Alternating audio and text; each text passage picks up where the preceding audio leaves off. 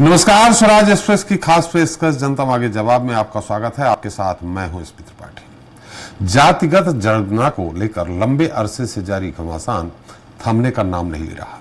जातीय राजनीति का मुद्दा चुनावी मैदान से होते हुए संसद से लेकर सड़क तक जा पहुंचा है। बहस सीधे विपक्ष और सत्ता पक्ष के बीच आमने सामने हो रही है। हालांकि जातिगत जनगणना की मांग काफी पुरानी है। भारत में ब्रिटिश शासन के दौरान जनगणना करने की शुरुआत साल 1872 में की गई थी। अंग्रेजों ने साल 1931 तक जितनी बार भी जनगणना कराई, उसमें जाति से जुड़ी जानकारी को भी दर्ज किया गया। देश में आखिरी बार ब्रिटिश शासन के दौरान जाति के आधार पर 1931 में जनगणना हुई थी। इसके बाद 1941 में जनगणना तो हुई, लेकिन आंकड़े पेश नहीं किए गए। वहीं आजादी के बाद जब साल 1951 में पहली बार जनगणना की गई, तो केवल अनुसूचित जाति और अनुसूचित जनजाति से जुड़े लोगों को जाति के नाम पर वर्गीकृत किया गया। तब से लेकर आज तक भारत सरकार ने एक नीतिगत फैसले के तहत जातिगत जनगणना से परहेज किया। क्योंकि जातिगत जनगणना का मामला आरक्षण से जुड़ चुका था, इसलिए समय समय पर राजनीतिक दल इसकी मांग उठाते रहे। आखिरकार साल 2010 में जब एक बड़ी संख्या में सांसदों ने जातिगत जनगणना की मांग की, तो तत्कालीन यूपीए सरकार को इसके लिए राजी होना पड़ा। साल 2011 में सामाजिक, आर्थिक और जातिगत जनगणना करवाई गई, तो लेकिन इस प्रक्रिया में हासिल किए गए जाति से जुड़े आंकड़े कभी सार्वजनिक नहीं किए गए। इसी तरह साल 2015 में कर्नाटक में जातिगत जनगणना करवाई गई, लेकिन इसमें हासिल किए गए आंकड़े भी कभी सार्वजनिक नहीं किए गए। ऐसे में जातिगत जनगणना का जिन्न एक बार फिर बंद बोतल से बाहर निकल चुका है और कांग्रेस समेत तमाम विपक्षी दल जातिगत जनगणना की मांग को लेकर केंद्र सरकार के खिलाफ मोर्चा खोले हुए। लिहाजा सवाल भी यही है कि आखिर जाति जनगणना पर चल रही बहस का फायदा किसे लेगा? केंद्र में सत्ताधारी एनडीए को या पहले के मुकाबले मजबूत विपक्ष बनकर उभरे इंडिया ब्लॉक को? आज चर्चा जातिगत जनगणना या मतों की गणना के इसी मुद्दे पर।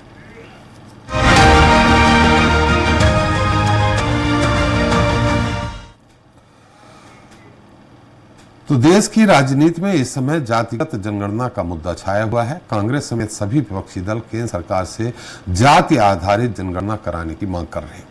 इस बीच राष्ट्रीय स्वयंसेवक संघ यानी आरएसएस ने भी जाति जनगणना पर अपना रुख बदल लिया है और जनगणना को हरी झंडी दिखा दी। हालांकि संघ ने यह नसीहत भी दी है कि जातिगत गणना एक संवेदनशील मुद्दा है, इसका चुनावी फायदे से के नियत से इस्तेमाल नहीं होना चाहिए।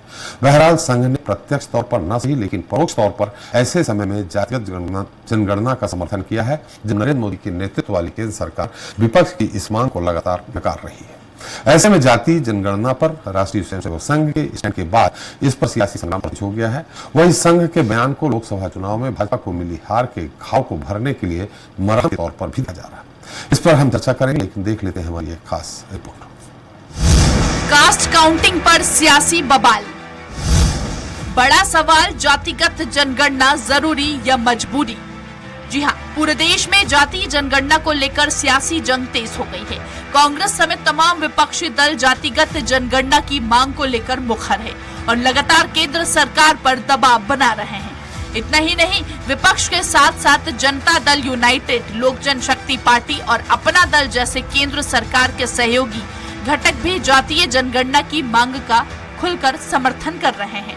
तो वहीं राहुल गांधी बीते 1.5 साल से सड़क से लेकर संसद और ब्यूटी कॉन्टेस्ट के मंच तक हर जगह पर जातीय जनगणना की मांग बुलंद कर रहे हैं और केंद्र सरकार पर तीखा हमला कर रहे हैं। इतना ही नहीं, राहुल गांधी ने दावा किया है कि कोई भी शक्ति जातीय जनगणना को नहीं रोक सकती। वहीं जातीय गणना को लेकर जारी सियासी विवाद के बीच संघ ने भी देश में जोर पकड़ रही जातिगत जनगणना की मांग का समर्थन किया है। दरअसल केरल के पल्लक्कड़ में 3 दिन तक चली समन्वय बैठक के बाद संघ के अखिल भारतीय प्रचार प्रमुख सुनील अंबेकर ने कहा कि सरकार की योजनाओं को ठीक से लागू करने के लिए जातियों के आंकड़े जरूरी है। हालांकि संघ से आगाह भी किया गया है कि इन आंकड़ों का राजनीतिक और चुनावी उद्देश्यों के लिए इस्तेमाल नहीं होना चाहिए। गणना हो जाए और उनके लिए आर्थिक योजना का क्रियान्वयन हो, अच्छा बजट उनके लिए तय करे सरकार, तो निश्चित रूप से वो जातियां भी इस देश की विकास की मुख्य धारा में आ गया। यही हमारे नेता आदरणीय राहुल गांधी जी का विजन है और ये मिशन कि जब तक देश में जाति जनगणना नहीं होगी तब तक राहुल गांधी जी और पूरी कांग्रेस का एक कार्यकर्ता जाति जनगणना करा के रहेगा। जातिगत जनगणना की जिस फ्लो में बात कर रही है वो फ्लो गलत है। ऐसा लगता है कि जातिगत जनगणना की बात करके और उसका राजनीतिक लाभ लेने का प्रयास कांग्रेस करना चाह रही है, सामाजिक ताना बाना बिगाड़ने का प्रयास कर रही है। कुल मिलाकर जातिगत जनगणना पर संघ का बयान ऐसे समय आया जब देश में 4 राज्यों में विधानसभा चुनाव होने वाले हैं। विपक्ष इन राज्यों में भी जातिगत जनगणना को मुद्दा बना रहा है। ऐसे में संघ ने ये बयान देकर विपक्ष के इस मुद्दे की धार को कुंद करने की कोशिश की है, क्योंकि आरक्षण पर संघ प्रमुख मोहन भागवत के एक बयान की वजह से 2015 में बिहार विधानसभा का चुनाव परिणाम बदल गया था। ऐसे में संघ विपक्ष के हाथ में कोई हथियार नहीं देना चाहता है जिससे बीजेपी कमजोर हो। वहीं बीजेपी ने भी कभी जातिगत जनगणना का खुलकर विरोध नहीं किया और न खुद को इसका विरोधी बताया, लेकिन अलग अलग कारणों से वे इसे कराने से बचती रही है, क्योंकि जातिगत जनगणना का फायदा जिस जाति समुदाय को मिलने की उम्मीद है उस ओबीसी की जनसंख्या देश में सबसे अधिक बताई जाती है। लिहाजा मौजूदा दौर में वोट बैंक की राजनीति में जातिगत जनगणना एक दोधारी तलवार की तरह है। मयंक शुक्ला, स्वराज एक्सप्रेस, भोपाल।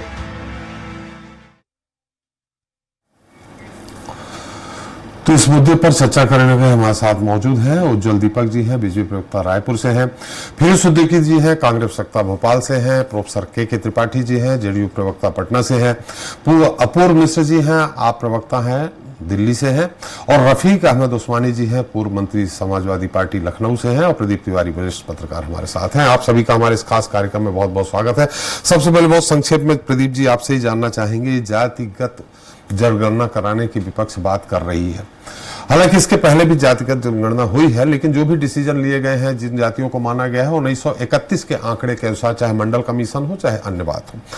इस जनगणना से आपको क्या लगता है, विपक्ष को फायदा मिलेगा? बिल्कुल, देखिए जिस तरीके से कांग्रेस ने इस मुद्दे को राहुल गांधी ने 2011 में उठाया था, तो वो कहीं ना कहीं ये देखते हुए उठाया था कि आने वाले समय में जाति जनगणना अगर होगी तो इसको कांग्रेस को फायदा मिलेगा। उसका कारण भी उसके पीछे है। उनका ये कारण है, वो तर्क ये दे रहे हैं कि जिस तरह से अनुसूचित जनजाति, अनुसूचित जाति एवं पिछड़े वर्ग, इन जातियों को जिस तरीके से योजनाओं का लाभ है वो उस तरीके से नहीं मिल पा रहा है। कई सारे उसमें जो बटे हुए लोग, बहुत कुछ ऐसी जातियां हैं जो बहुत कम उसमें है, लेकिन उनके, और बहुत सारी ऐसी जातियां हैं जो बहुत ज्यादा उसमें है। जैसे पिछड़ा वर्ग एक बड़ा समुदाय है, लेकिन जितना परसेंटेज उसको मिलना चाहिए था लाभ का, वो परसेंटेज नहीं मिल पा रहा है। इस कारण मुझे लगता है कि कांग्रेस इस मुद्दे को बार बार उठा रही है कि जाति जनगणना जब होगी तो जो 80% लोग हैं जिनको उस तरीके का फायदा मिलना चाहिए आरक्षण में या अन्य चीजों में, वो फायदे इनको कहीं ना कहीं मिले।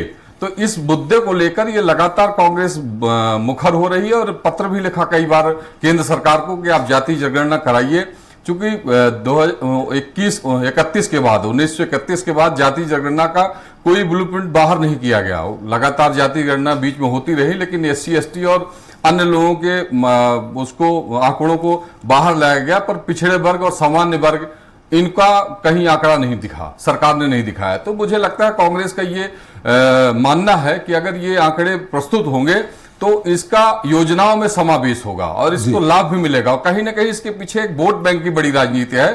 तो कांग्रेस ये चाहती है कि इस मुद्दे को हम हाईलाइट करते रहें। जी चलिए फिरोज जी, उज्जवल जी हम आपके पास आएंगे, काहे से सारे तीर आपकी तरफ आने, हो सकता है हमारे त्रिपाठी जी जनता दल यूनाइटेड से हैं, वो आपका समर्थन कर जाएं, लेकिन सारे तीर आपकी तरफ ही आएंगे, इसलिए मैं आपके पास बाद में आऊंगा। अपूर्व जी से बात कर लें, फिरोज जी से बात कर लें, रफीक जी से बात कर लें, उसके बाद आपके पास उत्तर लेंगे। हम आएंगे आपके पास। उज्जवल जी। त्रिपाठी जी जी, मेरा बस एक अनुरोध है जी, मुझे 7:30 बजे निकलना है, उसके पहले मेरा वर्जन ले लें बस। नहीं, उसके बाद सारे आरोप आप पे लगेंगे। अगर उसके बाद वर्जन लेंगे तो आपका वर्जन आएगा कहां से? भारतीय जनता पार्टी का। हमने 7 से 8 आपसे समय लिया है, माफ करिएगा, हम नहीं छोड़ पाएंगे 8 बजे तक आपको। हमारे साथ सारे गेस्ट बैठे हैं, पटना से के त्रिपाठी जी हैं, दिल्ली इसलिए मैं अनुरोध नहीं, दिल्ली से अपूर्व मिश्रा जी हैं, हमारे पास लखनऊ से रफीक जी हैं, भोपाल से फिरोज जी हैं। इन सब के आरोप आपको ही तो उत्तर देना है। जातीय जनगणना पे सब लोग समर्थन करेंगे, मुझे निश्चित मालूम है। हो सकता है त्रिपाठी जी आपका कोशिश सपोर्ट करूंगा। करे, तो इसलिए आपको उत्तर देना है। आप वर्जन दे के चले जाएंगे तो यही हुआ कि मैं कोशिश करूंगा कि सदन में प्रतिपक्ष अपना भाषण दे के बहिर्गमन कर जाए, ये तो वाली बात मोबाइल से है। जुड़ जाऊंगा मैं जी, मैं मोबाइल से जुड़ जाऊंगा। जी थोड़ा मेरा अनुरोध सुनिए, अगर बहुत जरूरी नहीं है तो आप माफ करिएगा, रुकिएगा थोड़ा सा। फिरोज जी, जातिगत जनगणना आपने भी कराई थी 2010 में, काफी जब मांग उठी थी यूपीए सरकार में, संसद भवन के अंदर कई सांसदों ने, जब आपके भी सांसदों ने जातिगत जनगणना कराने की बात कही, तब आपकी सरकार राजी हुई थी, यानी यूपीए सरकार। जातिगत जनगणना भी हुई, लेकिन आंकड़े प्रसारित नहीं किए। तो जब आपकी सरकार थी तब आपने क्यों नहीं कर लिया? ठीक है, ये बात हम मानते हैं कि उस समय आंकड़े प्रसारित नहीं हुए जी, लेकिन जब वही आंकड़े हम इस सरकार से कह रहे हैं कि आप प्रसारित कर दीजिए, तो अब राजनीति क्यों कर रहे हैं, की जा रही है। वो आंकड़े इसलिए नहीं प्रसारित कर रहे हैं, सुप्रीम कोर्ट में उन्होंने दिया है कि 1900 में, या तो आपके समय जनगणना हुई वो गलत हुई है, कि 1931 में 4600 कुछ जातियां थी, और जब 2011 में हुई तो 4 लाख से ज्यादा जातियां हो गई। देखिए, ऐसा है कि आज 4 लाख जाती हैं या 5 लाख जाती हैं, सवाल उसका नहीं है। कांग्रेस पार्टी का, माफ करिएगा, 46 लाख से ज्यादा, 4 लाख नहीं। देखिए, कांग्रेस पार्टी का मुख्य उद्देश्य क्या है जी, कि समाजवादी समाज की लोकतंत्र के माध्यम से स्थापना करना ही कांग्रेस का उद्देश्य है। जी, तो कांग्रेस पार्टी ये चाहती है कि जो आर्थिक असमानता देश में है, जो विभिन्न जातियों तक देश विकास नहीं कर पा रहा, विकास का पहिया नहीं पहुंच रहा है, और किसी भी देश को, किसी भी राष्ट्र को अगर विकसित राष्ट्र होना है तो उसको समग्रता के साथ चलना होगा, और भारत का संविधान इसी बात की ओर इंगित भी करता है। तो अब वक्त की मांग ये है कि हमको जातिगत जनगणना कराई जानी चाहिए। हमारे पास एक एक्सरे होना चाहिए। राहुल गांधी जी बहुत साफ बात कहते हैं कि हमारे पास एक एक्सरे तो हो कि हमारे को हुआ क्या है, बीमारी क्या है। जब बीमारी का पता चलेगा तभी हम बाकी की चीजों तक अपने विकास को, अपनी चीजों को पहुंचा पाएंगे। तो ये काम होना चाहिए आज। अब भारतीय जनता पार्टी को अगर जातिगत जनगणना नहीं हुई तो आप आर्थिक आधार पे कौन गरीब है, कौन पिछड़ा वर्ग है, कौन नीचे तक है, उसको नहीं लाभ पहुंचा सकते। देखिए, जातिगत जनगणना के आधार पे ही पहुंचाएंगे। देखिए, जातिगत जनगणना आज जरूरी है, इसलिए है कि भारत जो है जातिगत समाज के रूप में है, तो ये जरूरी है। हम तो आज भी ये भी कहते हैं कि जो सामान्य गरीब है, सामान्य वर्ग का गरीब है, उसको भी हम इसमें शामिल कर रहे हैं कि उसकी भी जानकारी हो कि वो उसमें कितने % लोग गरीब हैं। क्योंकि देश में देखने ये आ रहा है कि कुल मुट्ठी भर लोगों के पास देश के 70-80% संसाधन चले गए, और बाकी के लोग जो हैं वो या तो बिलो पॉवर्टी लाइन या पॉवर्टी लाइन पे काम कर रहे हैं, ज्यादा से ज्यादातर लोग जीवन यापन कर रहे हैं। तो इसलिए अगर जातिगत जनगणना हो जाती है तो इसमें तकलीफ क्या है? प्रधानमंत्री तो खुद ही खड़े होकर कहते हैं कि मैं ओबीसी का प्रधानमंत्री हूं। हमारे त्रिपाठी जी बैठे हैं जदयू के, इनने तो जिंदगी भर जो है वोट उन्हीं का लिया है, पिछड़े वर्ग का। अब आज जो है कभी आगे जाते हैं, कभी पीछे जाते हैं। जब हमारी सरकार, हमारे साथ बिहार में सरकार में थे तो जातिगत जनगणना हुई, बाद में पलटी मार गए तो वो अलग बात है। लेकिन हम तो चाहते कि जेडीयू भी हमारे साथ आ गई। तो अगर ये किया जा रहा है देश में, तो इसमें बुराई नहीं है। इसको सही दिशा में लिया जाना चाहिए, और इससे ये पता चलेगा कि कितने लोगों को आरक्षण चाहिए, कितने लोगों को नहीं चाहिए। एक ब्लूप्रिंट तो सामने आने दीजिए, उसके बाद में बहस करी। मैं कहता हूं कि जातिगत जनगणना कराने में सरकार को तकलीफ क्या है, भारतीय जनता पार्टी अपना वर्जन स्पष्ट करे। कभी आगे जाते हैं, कभी पीछे जाते हैं, कभी डब्बे में चढ़ जाते हैं, उतर जाते हैं। ठीक है, जेडीयू भी है ना, पर्दे के पीछे से देखती है, फिर बोलती है हाँ हो जाना चाहिए। कभी जाके उधर पटना में कुछ बोलते, दिल्ली में कुछ बोलते। तो भैया एक बात करो और स्पष्ट बात करो। हमारा कहना यह है कि या तो सरकार कुर्सी छोड़ दे, हम जातिगत जनगणना के लिए पूरा का पूरा जो इंडिया अलायंस है वो तैयार है। हम आपके पास आ जाएंगे। हमारे साथ पूर्व मंत्री जी भी हैं लखनऊ से, रफीक जी। रफीक जी, मेरी आवाज आ रही है आपको? लेकिन आपकी थोड़ी सी कमजोर आ रही है। समाजवादी पार्टी एकदम उभर के आई है उत्तर प्रदेश, उसके बाद भी आपकी आवाज कमजोर है, पता नहीं क्यों। नहीं है कुछ। आप टेक्निकल प्रॉब्लम है आपके चैनल पे जी। पाटिल जी। जी अच्छा ये- जी, ये नारा बुलंद करना चाहते हैं क्या विपक्ष वाले कि जिसकी जितनी संख्या भारी उसकी उतनी हिस्सेदारी? जातिगत आधार पे आखिर जनगणना क्यों होनी चाहिए? और अगर भारतीय जनता पार्टी ये कह रही है कि जो अल्पसंख्यक हैं, मुस्लिम हैं, उनकी भी जातिगत आधार पे अगर वो पसमानदा मुसलमानों को लेकर के उनका पक्ष रखते हैं, तो उसमें फिर आप लोग विरोध क्यों करते हैं? कोई विरोध नहीं कर रहा है, हम लोग तो कोई विरोध नहीं कर रहे हैं। मतलब आप भी चाहते हैं कि जुलाहे हैं, दुनिया है, कसाई हैं, इनकी अलग से जातिगत जनगणना हो? बिल्कुल होनी चाहिए, चलिए, क्यों नहीं होनी चाहिए? जी भाई त्रिपाठी जी आप बताइए कि भारतीय जनता पार्टी कहती है कि सबका साथ सबका विकास। जी जब सबका साथ सबका विकास और एक सामान्य नागरिक संहिता लागू करने की बात करती है, तो ये पसमानदा चिल्ला करके जो वोट लेने का काम करते, सोच रहे हैं हमको पसमानदा चिल्ला के वोट ले लेंगे, तो ऐसे वोट नहीं मिल पाएगा। जी। हम आपको जरा एक बात बताना चाह रहे हैं। अब मिल पाएगा कि जब नहीं मिल मुल्क- पाएगा? राज तो कर ही रहे हैं, 10 साल से 15 साल तक करेंगे ही।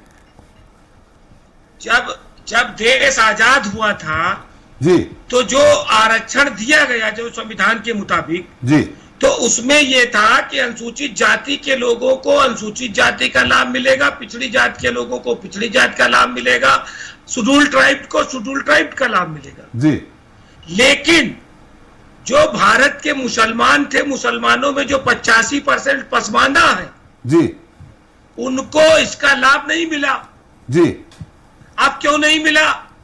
क्योंकि इन्होंने धारा 341 लगा करके मुसलमानों को अनुसूचित जाति का लाभ लेने से रोक दिया। जी। त्रिपाठी जी आप बताइए, ये किसने एक रोका? मुसलमान- किस दल ने? किस दल की पार्टी थी? ये हम पार्टियों की बात नहीं करते हैं, नहीं, धारा ये 341 कब लगाई गई? ये भारत में एक सिस्टम है, संविधान में भारत में एक धारा सिस्टम 341 है कि चाहे जिसकी सरकार हो, चाहे जो सरकार हो, कुछ इसमें अदृश्य शक्तियां हैं जी जो कुचले कमजोर वर्ग के लोगों के हकों को मारने का काम करती हैं। तो ये बीजेपी सरकार ने आज तो नहीं भारतीय किया जनता ना? पार्टी की, बीजेपी सरकार ने अरे नहीं किया। बीजेपी के वही लोग हैं। ये लोग वहां बैठे थे, यहाँ आ गए, यहाँ बैठेंगे, वहां चले जाएंगे। ये बड़े चालाक और चतुर लोग हैं त्रिपाठी जी। जी त्रिपाठी जी आप बताइए कि जब सबका साथ सबका विकास की बात हो रही है, जी तो मुस्लिम वर्ग का जो धोबी है वो भी कपड़ा धोने का काम करता है। बिल्कुल। हिंदू समाज का जो धोबी है वो भी कपड़ा धोने का काम करता है। हिंदू समाज का जो धोबी है वो शेड्यूल कास्ट की जो रिजर्व सीटें हैं उनसे एमएलए और एमपी चुन के चला जाएगा। जी लेकिन मुस्लिम समाज का, धोबी समाज का आदमी, धुनिया समाज का आदमी, जुलाहा समाज का आदमी उन सीटों से पार्लियामेंट नहीं जा पाएगा। उसको बैकवर्ड बताएंगे कि तुम बैकवर्ड हो, तो उसके बाद जब वो बैकवर्ड में जाएगा तो कहेंगे नहीं, तुमको बैकवर्ड में नहीं लाभ मिलेगा, तुम अल्पसंख्यक हो, तुम्हारी कैटेगरी अलग कर दी गई है। तो यहाँ हिंदुस्तान में मुसलमानों को जो है दबाया जा रहा है, सताया जा रहा है, उनको उनके हिस्सेदारी नहीं दी जा रही है। हमारे दल का मानना है, ये समाजवादी तो पार्टी उस्मानी के जी, ये नेता सब कांग्रेस माननीय- शासन में हुआ था, कांग्रेस का फिर साथ क्यों दे रहे हैं आप? अरे कोई शासन नहीं, ये जो आरएसएस है, जी ये आरएसएस जो है ये कभी इस दल को पालती पोसती है, कभी उस दल को पालती पोसती है। अभी कांग्रेस इंडिया अलायंस सरकार में आ जाए तो ये उनको पालने पोसने लगेंगे। ये जो अदृश्य ये आप नई शक्तियां- बात बता रहे हैं उस्मानी साहब की कांग्रेस को भी संघ पालती पोसती रही है। इसमें तो इनको धन्यवाद देना चाहिए उज्जवल जी को, आपको। मेरठ बलियाना भागलपुर के दंगे आपने देखे नहीं, किसने कराए? आरएसएस ने ही तो कराए थे। और आज जो दंगे हो रहे हैं, आज जो अभी आपने ट्रेन में देखा बुजुर्ग को पीटा, वो मीट लिए जा रहे थे, मटन का मीट लिए जा रहे थे। खैर उस्मानी और जी, ये उसके मुद्दा ऊपर अलग मारा चले पीटा। जा रहे हैं। उस्मानी जी, हम आपसे जी। ये बात कर रहे हैं कि जातिगत आधार पे जनगणना होनी चाहिए, नहीं होनी चाहिए? बीजेपी ये कह रही है पसमानदा मुसलमानों को 100% होनी चाहिए, जातिगत जनगणना होनी चाहिए, एक एक जाति की गिनती होनी चाहिए, और जिसकी जितनी संख्या भारी उसकी उतनी भागीदारी। और जो हम तो आपके माध्यम से भारतीय जनता पार्टी से भी अपील करेंगे कि जो धारा 341 लगा करके मुस्लिम मुसलमानों को अनुसूचित जाति के लाभ से वंचित किया गया है, उनको हटाने का काम करें। चलिए। क्योंकि उनको अगर नहीं हटाओगे, अगर किसी समाज को आप दबाओगे, कुचलोगे, तो वो समाज उभर के ऊपर आएगा। चलिए, तो अच्छी बात है ना, अच्छी बात है जी। रफीक जी कि पसमानदा मुसलमानों को भी आरक्षण मिलना चाहिए, अच्छी बात है। हम आपके पास फिर से आएंगे, एक बार उज्जवल जी से हम दो, फिरोज जी और आप उस्मानी जी, आप लोगों ने अपनी अपनी बात रखी है, हम उज्जवल जी से बात कर लेते हैं। उज्जवल जी, जातिगत जनगणना कराने पे कभी शायद संघ ने भी एक तरह से परोक्ष रूप से हरी झंडी दी है, ऐसी स्थिति में जातिगत जनगणना कराने में परहेज क्यों कर रहे हैं आप लोग?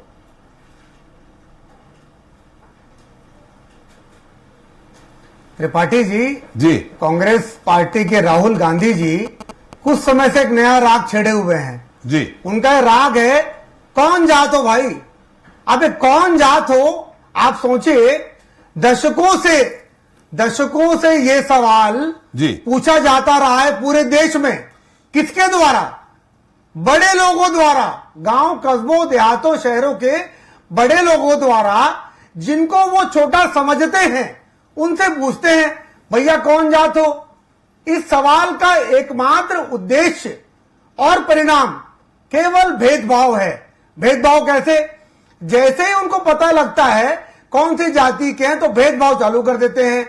अच्छा इस जात के हो तुम ये काम करो बाबू, अच्छा इस जात के हो तुम ये काम करो, इस जात के हो कमरे के अंदर बैठोगे, उस जात के हो कमरे के बाहर बैठोगे, खाना अपनी थाली में खाओगे। राहुल गांधी उज्जवल जी क्या कर रहे हैं उसको छेड़ दीजिए। राहुल जी, जाति पूछ के देश उज्जवल जी, फिर से- राहुल जी क्या कह रहे हैं, क्या कर रहे हैं, हमें उसके सवाल त्रिपाठी जी, हम ये सवाल कर रहे हैं कि जातिगत जनगणना कराने से परहेज क्यों है? सरकार आपकी है। मैं आपको 2 मिनट दीजिए बस जी। त्रिपाठी जी मुझे 2 मिनट दीजिए बस। जी। 27 जून 1961 को देश के प्रधानमंत्री उस समय के जवाहरलाल नेहरू जी ने लेटर लिख के कहा कि मैं आरक्षण का विरोध करता हूं। जी। उसके बाद 1977 में इंदिरा गांधी जी ने कहा न जात पर न पात पर मुहर लगेगी हाथ पर, और मंडल कमीशन की रिपोर्ट को उन्होंने रद्दी में डाल दिया। उसके बाद उनके बेटे राजीव गांधी, उन्होंने मंडल कमीशन की रिपोर्ट को कभी लागू होने नहीं दिया। 3 मार्च 1985 को उन्होंने एक इंटरव्यू में कहा, मंडल कमीशन की रिपोर्ट तो 1989 में आई थी। मंडल कमीशन की रिपोर्ट 1989 में आई थी। बुद्धुओं को आगे नहीं लाऊंगा। 1977 में इंदिरा गांधी जी ने मंडल कमीशन की रिपोर्ट को ठंडे बस्ते में डाल दिया था। आप डेट चेक कीजिए। आप एक बार हम मुझे भी थोड़ा सा मुझे भी ज्ञान है। 1979 में मंडल कमीशन की रिपोर्ट पहली बार आई थी, 1979 में। तो राजीव गांधी जी ने उस रिपोर्ट को ठंडे बस्ते में डाल दिया था जी। और बोला था कि बुद्धुओं को आगे बढ़ने नहीं दूंगा। अब देखिए नया राग अलाप रहे राहुल गांधी जी। कांग्रेस की रीति नीति क्या है, उनकी पॉलिसी क्या है, जरा मुझे बता दें जी। जहां तक बात है जाति जनगणना की, अब मैं आता हूं। आप जानकारी ले लीजिए, जानकारी तथ्यों की। 5 साल तक एक मिनट, उस्मानी जी आ रहे हैं, उनकी बात आ जाए। मुख्यमंत्री जी, उन्होंने जाति जनगणना कराई। जी जी बोलिए उज्जवल जी। जाति जनगणना कराई छत्तीसगढ़ में क्वांटिफाइबल डेटा आयोग के नाम से। भयंकर फर्जीवाड़ा हुआ। वो रिपोर्ट आज तक सदन पे नहीं रखी गई। राहुल गांधी जी क्यों नहीं कांग्रेस शासित प्रदेशों में जाति जनगणना कराते और गरीबी दूर कर देते? खटाखट 8,500 रुपए देने का वादा करने वाली पार्टी के पास हिमाचल प्रदेश में अपने मुख्यमंत्री और कैबिनेट के मंत्रियों को देने के लिए पैसा नहीं है। कहां से दूर करेंगे जाति जनगणना? पहले वो ये बताएं इसका फायदा क्या होगा। उज्जवल जी मुद्दा कहीं और आइडेंटिफाई करें और टारगेट करें और भेदभाव करें। चलिए आपने आप तो ये बताइए तैयार है या नहीं है जातिगत जनगणना के लिए? आप फिरोज जी एक मिनट मत स्पष्ट करिए। फिरोज जी एक मिनट। निश्चित तौर पे उज्जवल जी ये नहीं कह पाएंगे, मुझे भी मालूम है। अपूर्व जी हमारे साथ है। उज्जवल जी, राहुल जी क्या कर रहे क्या नहीं कर रहे, आपने एक मुद्दा सही उठाया है कि कांग्रेस शासित राज्य जो हैं वहां जातिगत जनगणना क्यों नहीं करा रहे, ये सवाल उठता है। कर्नाटक में करवाया भी जा चुका है, 2015 के आसपास, लेकिन अभी कांग्रेस की सरकार है, उसको उठाना चाहिए। हम इस सवाल आपका जरूर फिरोज जी से ले लेंगे। हमारे साथ अपूर्व जी हैं। अपूर्व जी, आप समर्थन में हैं, आप पार्टी?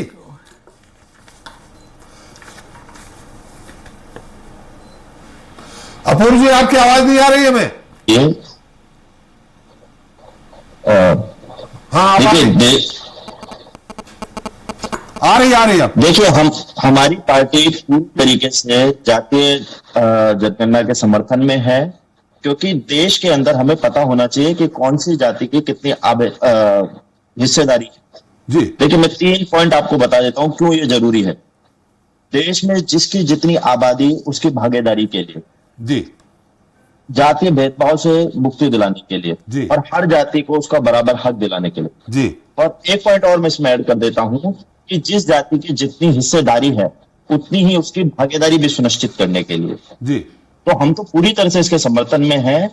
और हम तो मोदी जी को कहना चाहेंगे कि जिस तरीके से 2011 की यूपीए की मनमोहन सिंह की गवर्नमेंट ने जातीय जनगणना कराई थी और उसकी रिपोर्ट चली, पब्लिश नहीं हो पाई, और मुझे जहां तक ध्यान में है तकरीबन 4,400 करोड़ का बजट यूपीए गवर्नमेंट ने उस समय पास किया था। तो अब क्योंकि मोदी जी के राज में महंगाई 2 गुना हो गई है, तो मैं कहता हूं 8,800 करोड़ का बजट वह पास करके वह भी ये जनगणना करा के और इस काम को खत्म करे जी, ताकि देश को क्लैरिटी आ सके कि आखिर कौन सी जात कितनी है। और मेरे भाई उज्ज्वल अभी कह रहे थे कि किस तरीके से जाति पूछ के लोगों के साथ भेदभाव होता है, तो मैं उनसे कहना चाहूंगा, उन्हें उनके पास अच्छा एग्जाम्पल इस चीज का था। मोदी की देश मोदी सरकार में 90 सचिव होते, उनमें से ओबीसी से लिए गए हैं। तो आपकी आवाज कट रही है अपूर्व जी। अपूर्व जी, आपकी आवाज कट रही है, स्पीकर को थोड़ा पास में रख लीजिए। वो निकालिए जी, वो निकालिए, क्या नाम से, उनके पास ब्लूटूथ लगा रखे उन्होंने कान में। अपूर्व जी, ब्लूटूथ हटा के फिर बात करिए तो अच्छी आवाज आएगी। नहीं आ रही, आपकी आवाज नहीं आ पा रही अपूर्व जी।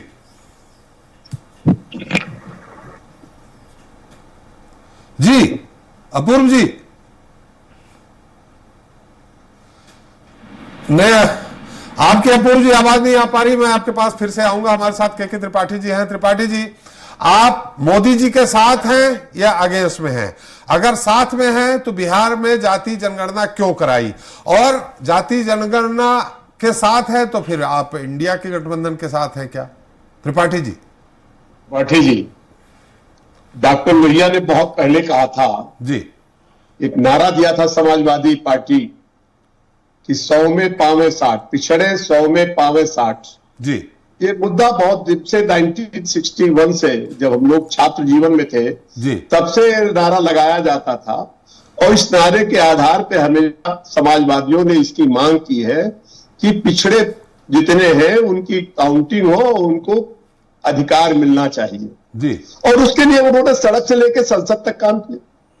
मैं कांग्रेस के जो प्रवक्ता जी बैठे, मैं उनसे जानना चाहता हूं जी, भारतीय राजनीति में लगभग 50 वर्षों तक कांग्रेस एक छत्र राज किया, उस समय उन्होंने इसको क्यों नहीं लागू कर दिया? चाहे पंडित जवाहरलाल नेहरू रहे हो, चाहे वो राजीव गांधी रहे हो, चाहे इंदिरा गांधी रही हो, चाहे नरसिम्हा राव रहे हो, तमाम लोग आए, लेकिन किसी ने उसको टच करने की हिम्मत नहीं की, ठंडे बस्ते में डाल दिया। हमारी पार्टी ने हमेशा इस आवाज को बुलंद किया।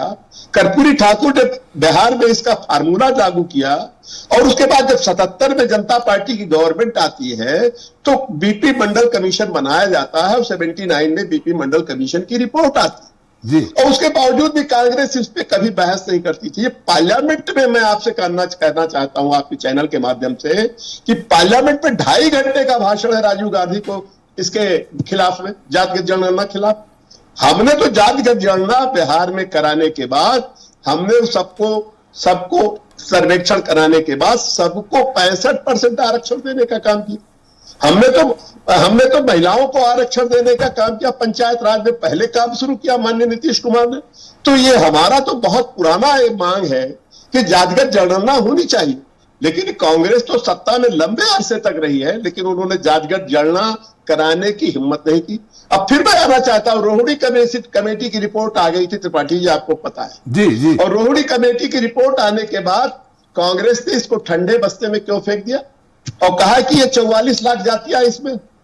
और तो इसको जब ये खुद ही नकार रहे थे, 10 साल लगभग सत्ता में रहे, उसमें लालू प्रसाद जी भी थे, और लालू प्रसाद समाजवादी पुरोधा भी रहे, समाजवाद से निकले हुए हैं जयप्रकाश नारायण की स्कूल से। तो इन लोगों ने कहीं कोई दबाव नहीं बनाया। लेकिन जहां तक सवाल है, जाति गणना होनी चाहिए।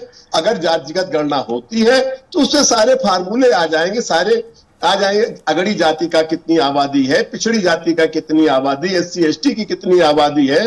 और उसके साथ मेरा एक और अनुरोध है कि उसके साथ साथ और एक चीज आना चाहिए कि आर्थिक स्थिति क्या है जी। और हमें मेन जो प्रॉब्लम देश की है वो आर्थिक रूप से जो पिछड़े लोग हैं, अगर उसी के साथ वो भी जोड़ दिया जाएगा उसमें सर्वेक्षण में, तो बहुत अच्छा आएगा, क्योंकि जो योजनाएं बनेंगी उसको बराबर का लाभ मिलेगा। ये हमारा कहने का मतलब है जी। और ये डॉक्टर लेकिन त्रिपाठी जी अब आपके उत्तर से सवाल ये खड़ा हो रहा है कि आपने कहा जातीय जनगणना होनी चाहिए और केंद्र में मोदी सरकार है, डिमांड कर रहा है पूरा विपक्ष। मोदी सरकार राजी नहीं होते हैं, अगर मोदी जी अगर राजी नहीं होते हैं तो क्या आप विरोध स्वरूप आप उनके सहयोगी दल हैं, आप विरोध करेंगे खुले तौर पे? त्रिपाठी जी हम सहयोगी दल हैं, लेकिन हम अपने मुद्दे पे खड़े हैं जी। ये हमारा मुद्दा है बहुत पहले से, और हमने बिहार में करके इसको दिखाया है, तो इसलिए हम कहीं दूर नहीं हट सकते इस मुद्दे से।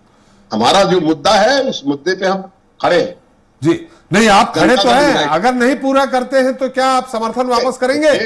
जनता देखिए, हम समर्थक, देखिए मैं प्रवक्ता हूं, समर्थन वापस करना न लेना ये राष्ट्रीय नेता का काम है जी। लेकिन जो मुद्दा है देश के सामने, उस मुद्दे पे हम हैं। जातिगत गणना होनी चाहिए, ये हम भी कह रहे हैं जी। सरकार को करना चाहिए। हम आपके चैनल के माध्यम से कह रहे हैं, हम तो इस हैं खड़े भाई, हमने बिहार में करके दिखाया, हम वैसे कैसे हट सकते हैं इस मुद्दे? लेकिन बिहार में आपने किया है त्रिपाठी जी, बिहार में आपने किया है, हम आपके पास फिर आएंगे। बिहार में जो जातीय आधार पर जनगणना की गई है उसमें बहुत सारे सवाल उठ रहे हैं। आपके भाजपा के पूर्व अध्यक्ष और संजय जायसवाल जी ने सवाल उठाया है, उन्होंने कहा है कि कुर्मी जात से नीतीश जी आते हैं, कुर्मी जातियों का परसेंटेज बढ़ाया गया है, बनिया जातियों का परसेंटेज कम किया गया है। कुर्मी जाति किस तरफ आते हैं आप भी जानते हैं। तो ये सवाल हम आपसे करेंगे, हम 2 मिनट में आ रहे हैं, 2 मिनट में आ रहे हैं। एक चीज त्रिपाठी जी, कर्पूरिया ठाकुर की सरकार किसने गिराई थी 1978 में, और किस मुद्दे पे गिराई थी? जनसंघ ने ही गिराई थी ना। आज आप उन्हीं के साथ खड़े हैं और कहते हैं कि वही एक मुद्दा जनगणना का नहीं है। नहीं, देखिए इन्होंने अभी इतने सारे आरोप कांग्रेस पे लगाए, तो आप क्यों साथ हैं इनके? इनसे पूछिए, इस विचारधारा के साथ आप क्यों हैं? फिरोज जी अभी जनगणना का मुद्दे पे आप शिवसेना के साथ चले गए, पहले तो अपने गरेबान। हाँ, तो हम तो कह रहे हैं कि शिवसेना के साथ गए, और शिवसेना आज ये कहती है कि हम समता मूलक समाज में विश्वास रखते हैं, भारत के धर्मनिरपेक्ष समाज में विश्वास रखते हैं। जी कहलवा के देख लीजिए, सरकार किसने किसके साथ बनाई, इस पे अलग मुद्दे में बहस कर लेंगे त्रिपाठी। आज जनगणना पे बात कर ले। हमारे अपूर्व जी से बात नहीं हो पाई थी। अपूर्व जी, मेरी आवाज आ रही है आपको? सर मैं सुन पा रहा हूं जी। अपूर्व जी, आप कुछ बता रहे थे कि 3 आधार हैं उसके मुख्य रूप से। एक आपने कहा जो नारा दिया गया, जिसकी जितनी हिस्सेदारी उसकी उतनी भागीदारी। दूसरे और कौन से थे हम सुन नहीं पाए थे तकनीकी कारणों से। देखिए, दूसरा है जातीय भेदभाव से मुक्ति के लिए जी। जो जातीय भेदभाव हो रहा है उससे मुक्ति, अगर जातीय जनगणना के आधार पे फिगर सामने आए। और तीसरा है हक बराबर का हक दिलाने के लिए भी बहुत आवश्यक है जी। और एक और पॉइंट मैं इसमें ऐड कर देता हूँ, जिस जाति की जितनी हिस्सेदारी होगी उतनी भागीदारी भी सुनिश्चित हो पाएगी जी। और मैं हमारे भाजपा के प्रवक्ता से कहना चाहूंगा कि बता रहे इस तरीके से जाति के आधार पर भेदभाव होता है, तो वह सही कह रहे हैं। हमने देखा किस तरीके से देश को चलाने वाले 90 सचिव मोदी गवर्नमेंट के अंदर, उनमें से 3 ओबीसी आते हैं। भेदभाव तो हो रहा है और मोदी जी अच्छे से कर रहे हैं इसको। तो ये खत्म करने के लिए आम आदमी पार्टी इंडिया अलायंस के इस स्टैंड के साथ पूरी मजबूती के साथ खड़ी है कि देश के अंदर जातीय होनी जी। जी अपूर्व जी, ठीक है, आपकी बात आ गई है। एक बार त्रिपाठी जी, मैं फिरोज जी के पास फिर से जाता हूं। जाति जनगणना की बात करने वाले अपनी पार्टी में जाति के आधार पे किसको कितना उन्होंने भागीदारी दी है। फिरोज जी, मेरे पास एक लिस्ट है, ये लिस्ट है आपके मध्य प्रदेश कांग्रेस कमेटी की। इसमें 12 प्रमुख पद, जिसमें प्रदेश अध्यक्ष से लेकर के सदस्य मुख्य चुनाव समिति वर्ग माने एआईसीसी मेंबर से लेकर के युवा कांग्रेस से लेकर सब, इसमें अगर है एक भी एससी नाम नहीं, कहीं तो मैं आपको पढ़ के सुना दूं। ओंकार सिंह मरकाम एसटी, कमलेश्वर पटेल ओबीसी, माननीय सत्यनारायण पटेल ओबीसी, नीलांश चतुर्वेदी सवर्ण, Kunal Chaudhary OBC, Bhupendra Maravi ST, Jitu Patwari OBC, उमंग सिंगार एसटी, मितेंद्र सिंह यादव युवक कांग्रेस पिछड़ा वर्ग से है, विभा पटेल पिछड़ा वर्ग से है, आशुतोष चौसे पिछड़ा वर्ग से है, योगेश यादव सेवा दल के पिछड़ा वर्ग से। इसमें एक भी एससी आप है, और आपके प्रवक्ताओं की जो सूची है उसमें बताइए मिथुन अहिरवार के अलावा एक भी एससी हो। देखिए, एक रवि वर्मा भी है। देखिए, ऐसा है कि ये बात सही है, और कांग्रेस पार्टी ने अभी जो अपना अधिवेशन रायपुर में बुलाया था उसमें उन्होंने ये तय किया कि जो भी अब हम संगठन में बदलाव करेंगे, जो हमारा मूल संगठन है, जो हमारा मेन ऑर्गेनाइजेशन है, उसमें 50% से ज्यादा दलित, लेकिन ये तो अभी बनी है और रायपुर के बाद। हाँ, ठीक है, हमारे पास 12 नाम है मुख्य रूप से मध्य प्रदेश के, ठीक है, एक भी एससी नहीं है। देखिए, ठीक है, अगर इसमें है कमी बेशी है तो इसको भी सुधारा जाएगा। अभी आप देखिए कि हमारी की बात कर रहे हैं, देखिए रुकिए, बात कर रहे हैं। अभी सचिवों की सूची जारी हुई जी एआईसीसी के जी, 75 लोगों में 10 दलित हैं, 5 आदिवासी हैं, 23 ओबीसी हैं और 11 अल्पसंख्यक हैं और 12 महिलाएं। ये कब हो गई? ये अभी जो सेक्रेटरीज की एआईसीसी सेक्रेटरीज की सूची जारी हुई है। तो ऐसा नहीं है कि कांग्रेस और ज्वाइंट सेक्रेटरी सब देखिए, अब अभी जनरल सेक्रेटरी की आने दीजिए, अभी जनरल अध्यक्ष, महिला अध्यक्ष, युवक अध्यक्ष, सही है, अध्यक्ष, इनकी बात कर रहा हूं। हाँ, ठीक है, राहुल गांधी जी ने बदलाव शुरू कर दिया। अब आप देखिएगा कि जब हमारा जो है अभी जनरल सेक्रेटरीज की लिस्ट आई, उसमें भी आपको बदलाव दिखेगा। आप देखिए कि जो हमारी सबसे बड़ी सीडब्ल्यूसी गवर्निंग बॉडी है, सीडब्ल्यूसी में आप देख लीजिए, परसेंटेज निकाल लीजिए, आपकी ये शिकायत नहीं रहेगी। जो सबसे बड़ी हमारी गवर्निंग बॉडी है, जो कांग्रेस प्रेसिडेंट से भी ऊपर रहती, सुप्रीम पावर है, तो ऐसा नहीं है। हाँ, ये सही है कि अगर मीडिया टीम में दलित, आदिवासी, माइनॉरिटी के लोगों की अगर हमारी मध्य प्रदेश कांग्रेस की मीडिया टीम में कमी है तो इसको भी हम अभी जो सेकंड सूची आएगी उसमें भरने का काम करेंगे। लेकिन कांग्रेस पार्टी निरंतर इस ओर प्रयासरत है कि संगठन में भी जो है दलित, आदिवासी, जो कमजोर तबके के लोग हैं उनको अग्रणी भूमिका में रखा जाए। रफीक जी, आप भी बता दीजिए, समाजवादी पार्टी में कितने महत्वपूर्ण पद, युवा पद, प्रदेश अध्यक्ष पद, राष्ट्रीय अध्यक्ष पद, ये कितने दलित आदिवासी हैं? आपके पास आंकड़ा होगा? हमारी पार्टी में माननीय अखिलेश यादव जी ने दलित समाज के लोगों को सर्वोच्च प्राथमिकता दी है, पिछड़े वर्ग के लोगों को सर्वोच्च प्राथमिकता दी है और सवर्ण समाज के लोगों को भी प्राथमिकता दी है जी। हमारे यहाँ जितने भी फ्रंटल संगठन हैं उन सब में, जैसे अभी आप देखिए, एक दो के नाम बता दीजिए, एक दो के। अनुसूचित जाति मोर्चा, अनुसूचित जनजाति मोर्चा के अलावा प्रदेश पदाधिकारी, राष्ट्रीय पदाधिकारी में एक आध दो नाम बता दीजिए आप। अवधेश प्रसाद जी पासी समाज से आते हैं, अनुसूचित जाति के राष्ट्रीय महासचिव हैं जी। अवधेश प्रसाद जी जो अयोध्या से जीत के आए हैं, फैजाबाद से जी, मेंबर ऑफ पार्लियामेंट जीत के आए, राष्ट्रीय महासचिव है, संगठन में महत्वपूर्ण पद पे है जी। सदन में भी उनको बढ़िया पद दिया गया है जी। और जो है रामजी लाल सुमन जो आगरा से आते हैं, वो भी दलित समाज से हैं, वो भी राष्ट्रीय महासचिव है और उनको राज्यसभा भी भेजा गया है जी। 16% एससी, 10% एसटी है पूरे देश में, तो उससे ज्यादा हमारे यहाँ परसेंटेज। एक नाम बताएं आपने? नहीं, हम तो बहुत से नाम बता देंगे, आप गिन नहीं पाओगे, इतने नाम बता देंगे आपको जी।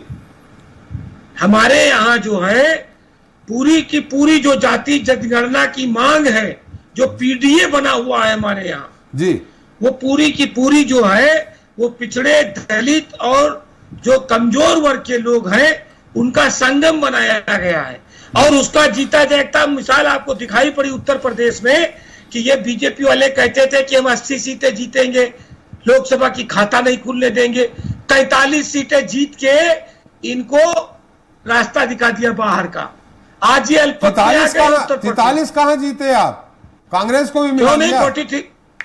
हाँ, एनडी भाई कांग्रेस ने 6 सीट जीती जी, और 37 सीट हम जीते। एनडी गठबंधन था, हमारे एनडी गठबंधन ने 80 में 43 जीत ली। इनके पास बहुत कम बची सीटें। तो ये लोग तो अब इनको जनता बस कब चाह रही है कि कब चुनाव हो, कब इनको सत्ता से बेदखल कर दे हम। अच्छा, एक सवाल ये है, जाति जनगणना के आधार पे अगर पार्टियां अपनी टिकट बांटेंगी तो क्या आपकी पार्टी सही है? हम बता देंगे आपको कितने यादव कितने मुस्लिम मिले हैं। हमारी पार्टी जो है वो जिसकी जितनी संख्या बारी उसके उतनी भागीदारी के नियम पे काम कर रही है। देखिए बहुत दिन नहीं है, 2027 में 2026 में आपके चुनाव हैं। जब टिकट वितरण होगा तो जो 400 के लगभग टिकट वितरण होंगे उसमें आपको उसी हिस्सेदारी के साथ फिर टिकट देनी होगी। आप देखिए ना उदय प्रताप जी, जनरल सीट से जो हमारी अयोध्या की पार्लियामेंट की सीट है वो सामान्य कॉन्स्टिट्यूंसी है जी। सामान्य कॉन्स्टिट्यूंसी पे रिजर्व को उम्मीदवार बनाया। आप बताइए कितनी भागीदारी दे रहे। रिजर्व सीटों पे तो हम उम्मीदवार बनाते ही हैं जी। हम जनरल सीटों पर भी रिजर्व कैंडिडेट को उम्मीदवार बनाते हैं, उसको वोट देते हैं और जिता करके पार्लियामेंट और विधानसभा में भेजने का काम करते हैं। बिल्कुल सही कहा आपने, बिल्कुल सही कहा आपने। लेकिन इस पे तो थोड़ा स्पष्ट रूप से इसको परिभाषित कर दीजिए कि जो आपने कहा 341 के तहत मुस्लिमों में अगर आपके यहाँ कोई धोबी कपड़ा धोता है, हिंदुओं में कोई धोबी कपड़ा धोता है, उस धोबी को आरक्षण मिलता है, लेकिन आपके यहाँ नहीं मिलता अल्पसंख्यक में। तो ऐसी स्थिति में 341 आवाज नहीं आ रही है। मेरी आवाज नहीं आ पा रही। चले मैं आपके पास फिर से आऊंगा।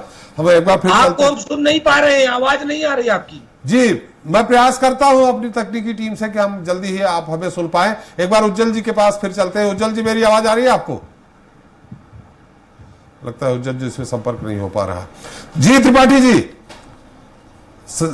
उस्मानी जी सवाल उठा रहे हैं, आप इसी में स्पष्ट कर दीजिए, मेरा स्पष्ट करना उचित नहीं होगा कि 341 लगा करके एक्ट जो मुस्लिम SC ST के माने दलित में आते हैं उनको आरक्षण नहीं मिलता, लेकिन जो हिंदू हैं उनको आरक्षण मिलता है।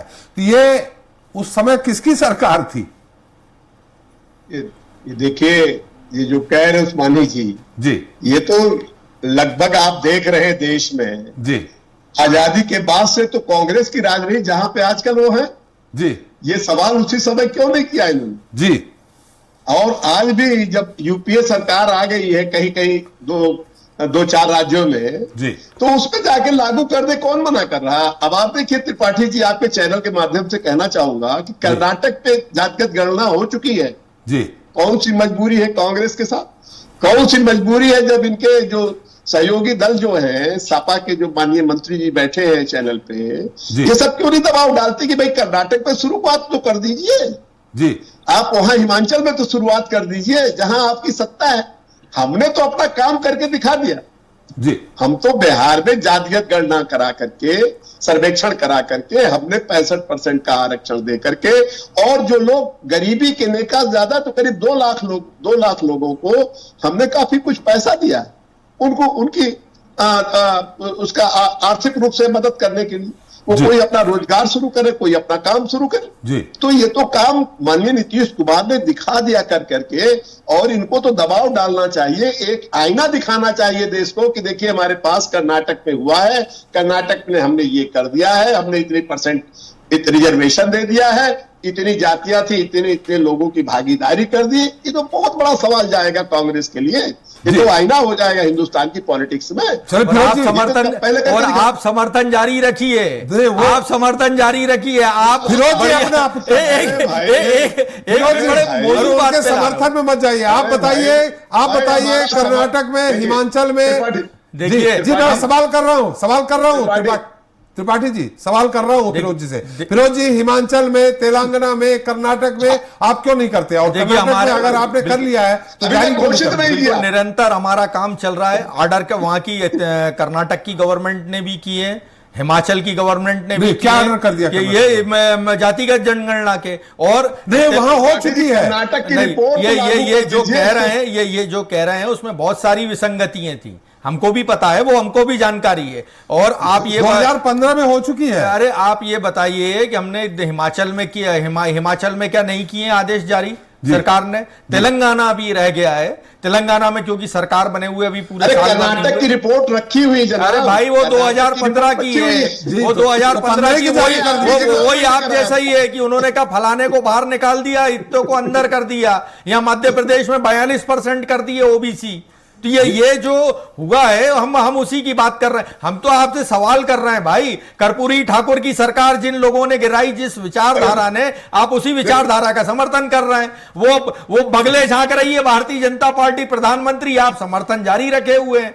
तो भाई आप पिछड़े वर्ग के साथ हैं या नहीं है? त्रिपाठी जी हम तो 341 का जहां तक सवाल है। फिरोज जी 1 मिनट में क्या करें? त्रिपाठी जी 1 मिनट में आपका समय लेना चाहता हूं। जी संक्षेप में। प्रवक्ता जिसको मैं बताना चाहता हूं, कांग्रेस के सम्मानित प्रवक्ता हैं, कि देखिए हमारा गठबंधन एक नेचुरल अलायंस था। जॉर्ज फर्नांडिस का नाम शायद आपने सुना हो हिंदुस्तान की पॉलिटिक्स। रेलवे मंत्री जॉर्ज फर्नांडिस साहब पहले व्यक्ति थे जो 22-24 पार्टियों को ला करके माननीय अटल बिहारी वाजपेयी को प्रधानमंत्री का पद सौंपा और इस देश में बड़ा परिवर्तन किया। तो हमने हमारा जो समर्थन था, हम उसी समय समर्थन लगभग 17 वर्षों से अब नेचुरल अलायंस में रहे। और हमारा थोड़ा सा, हमें कोई संकोच नहीं कहने में कि थोड़ी सी कभी कभी दूरियां हो गई थी, लेकिन हमारा तो नेचुरल अलायंस तब से है और आज तक बना हुआ है। हमने तो कभी उसे किया नहीं है, क्योंकि सत्ता, जो बिहार की सत्ता में जो काम माननीय नीतीश कुमार जी ने किया है, वो देश को आईना दिखाने का काम किया है। लेकिन राहुल गांधी को चाहिए, एक मौका मिला हुआ है, करीब 4 प्रदेशों में आपके पास सत्ता में हैं, तो 4 प्रदेशों में कम से कम 2 में तो दिखा दीजिए आईना देश को। हमने त्रिपाठी जी, चूंकि समय का अभाव है। जी फिरोज जी, अब अपनी बात करिए। वो समर्थन दे रहे हैं, नहीं दे रहे हैं, किसको दे रहे हैं? वही बात धारा 341 की सही कह रहे हैं उस्मानी साहब की बात सही है। क्या है कि जो शेड्यूल कास्ट है, शेड्यूल कास्ट का जो रिजर्वेशन है वो अनटचेबिलिटी के नाम पे है, कि भाई जो छुआछूत है उसके नाम पर शेड्यूल कास्ट को मिला हुआ है। एसटी का रिजर्वेशन जो मिला हुआ है वो उनके कल्चर के आधार पर, संस्कृति के आधार पर मिला है। ओबीसी का जो है सोशल, एजुकेशनली, सोशली और इकोनॉमिकली, सुनिए, इसलिए अब मुसलमानों में अनटचेबिलिटी कहां होती है बताइए ना। तो ये 341 किसने लागू की थी? भाई 341 जो है प्रेसिडेंट को ये पावर एम्पावर करता है। किस समय में कॉन्स्टिट्यूशन में 341 में तो है, सरकार तो आपकी थी। अरे भाई कॉन्स्टिट्यूशन ने प्रेसिडेंट को ये एम्पावर किया है कि वो किसी भी कम्युनिटी को,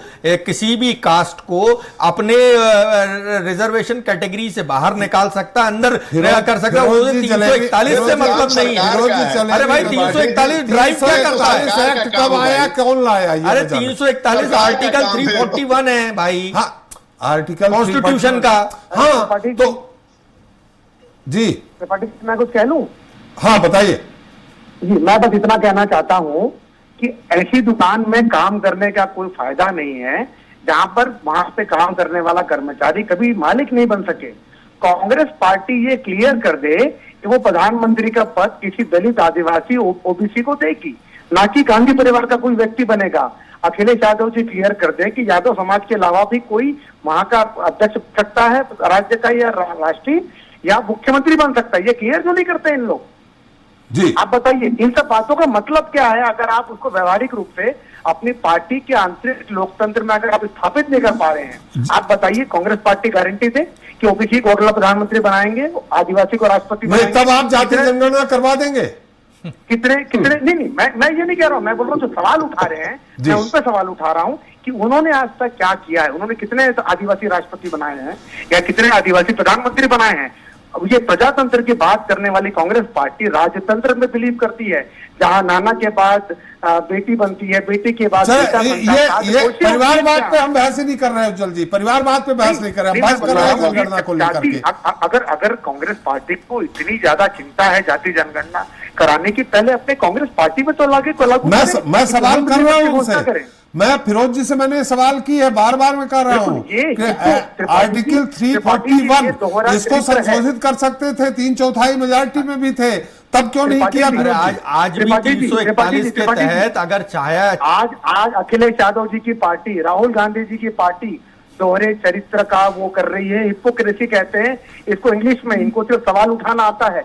मैं पूछता हूँ देश के योगदान में राहुल गांधी जी का एक योगदान बता दीजिए, खंबा बता दीजिए सोलर लाइट वाला, जो उन्होंने देश में कहीं लगवाया हो, चाहे वो वायनाड में लगवाया हो, चाहे वो काशी में लगवाया हो, चाहे वो अमेठी में लगवाया, आप लोग खंबा बता दीजिए। सवाल उठाने से विपक्ष के नेता नहीं बनेंगे। आप तो एक चीज बता दो, प्रधानमंत्री का एक वायदा बता दो मन की बात के अलावा, बस एक वायदा बता दो जो उन्होंने कहा था वो पूरा कर दिया, मन की बात के अलावा कुछ और बता दो मुझे। 15 लाख आपके खाते में आए होंगे भैया, मेरे खाते में नहीं आए। आदिवासी और दलित को तभी खड़ा किया जाता है। उज्जवल जी मुद्दा अलग जा रहा है, हम सवाल यहाँ जनगणना को लेके कर रहे हैं, राहुल जी ने किया नहीं किया वो बात अलग है, पर ये हिपोक्रेसी है, दोहरा चरित्र है। नहीं उस पर बात ही नहीं कर रहे उज्जवल जी, उज्जवल जी एक मिनट मेरे सवाल सुन लिया, उस पर बात ही नहीं कर रहे, परिवारवाद पे या राहुल गांधी क्या है, विकास क्या किया, आपने क्या किया, शुद्धता में किसका भाग था, नहीं इस पे हम बात नहीं कर रहे, जनगणना पे बात कर रहे हैं हम। राहुल गांधी उस विद्यार्थी की तरह हैं जो परीक्षा में तैयारी करके नहीं आए हैं, फिर आप दूसरी तरफ चले गए, फिर दूसरी तरफ चले गए आप। वो सवाल उठाने में वो कर रहे हैं, वो खुद भी इम्प्लीमेंट करें ना अपनी पार्टी के अंदर। चले वो मैंने सवाल कर लिया, आप थे नहीं उस समय, मैंने फिरोज जी को आईना दिखा दिया। मध्य प्रदेश में जो 12 मुख्य प्रदेश के कांग्रेस के पदाधिकारी एआईसीसी मेंबर, उसमें एक भी एससी नहीं है, मैं बता चुका हूँ फिरोज जी को। उसके अलावा अरे गांधी परिवार मालिक बनना तो बंद करे, पहले वो बोले पर प्रधानमंत्री नहीं बनूंगा, मैं अध्यक्ष बनूंगा, अध्यक्ष में दलित को राष्ट्रीय अध्यक्ष उन्होंने छोड़ दिया, सोनिया गांधी ने 2 बार प्रधानमंत्री पद छोड़ा, इसलिए कहाँ छोड़ा? अरे एक मिनट आप तो ये बताओ संघ प्रमुख आदिवासी सोनिया गांधी ने दूसरी बार 2004 में 2009 में जी उस समय हमें मालूम है मुलायम सिंह यादव जी ने सबसे पहले विरोध किया था, हमें मालूम है। मनमोहन सिंह को कभी प्रधानमंत्री पद की इज्जत नहीं दी कांग्रेस पार्टी ने। चलिए उनके ऊपर एक नेशनल उज्जवल जी मुद्दा भटक रहा, अपूर्व जी हमारे साथ है। उज्जवल जी एक मिनट, अपूर्व जी आपकी पार्टी 2 राज्यों में है, आप वहां जाति जनगणना क्यों नहीं करवा रहे हैं? अपूर्व जी। सर देखिए हमारी पार्टी को बने, आप थोड़ा सा पीछे आ जाइए, आवाज आती है, आप आगे आ जाते हैं तो आवाज कम हो जाती है। जी देखिए हमारी पार्टी बने अभी 10 ही साल है, अभी हमारी पार्टी जो सरकार बनाई है वहां की जो परेशानियां हैं उनको सही करने में व्यस्त है। अभी शिक्षा के सेक्टर में हम काम कर रहे हैं और स्वास्थ्य के सेक्टर में हम लोग काम कर रहे हैं, ये सेक्टर हम डेफिनेटली हमारे राज्य के अंदर भी ये जाति मतगणना आएंगे, लेकिन इसमें थोड़ा समय लगेगा। आज पता नहीं क्या हो गया पूर्व जी, आपकी आवाज हमेशा स्पष्ट आती थी, आज कट कट के आ रही है, इसलिए मैं आपसे बार बार सवाल नहीं कर पा रहा हूं। एक बार फिर से सवाल कर रहा हूं, 10 वर्ष हो गई आपकी पार्टी, लेकिन जाति जनगणना कराने में क्या हर्ज है? सर 10 साल के अंदर जिन 2 राज्यों के अंदर हमारी सरकार बनी है जी, उन राज्यों के अंदर समस्याएं, जो एक बेसिक आदमी की समस्या है, जो स्वास्थ्य से जुड़ी है, शिक्षा से जुड़ी है, अभी हमारी सरकार पे काम करके कुछ करने का काम। और अगला हमारा भी उद्देश्य यह है, हम निश्चित तौर पे हम लोग जातीय जनगणना के अंदर कराएंगे, लेकिन अभी जो समय हमें मिला है उस समय के राज्यों की जो बेसिक जरूरतें थी उसको सुनने का काम पहले हम लोग कर रहे हैं।